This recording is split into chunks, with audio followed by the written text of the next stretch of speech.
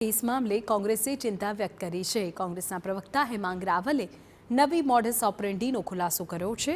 તેમણે કહ્યું કે ફેસબુક પર સોનિયા ગાંધીના નામે ફેક વિડીયો મુકાયા છે। અમિત શાહ અને સુધા મૂર્તિના પણ નકલી વિડીયો ફરતા થયા છે। નકલી વિડીયો થકી લોકોને નાણાં રોકવાની અપીલ કરાઈ છે। શેર માર્કેટ, બિટકોઇન સહિતના માધ્યમમાં નાણાં રોકવાની સલાહ અપાઈ છે। છેલ્લા 2 વર્ષમાં ભારતમાં 3000 કરોડના સાયબર ફ્રોડ થયા છે। સાયબર ક્રાઇમને રોકવા સરકાર નવો કડક કાયદો બનાવે તે જરૂરી છે।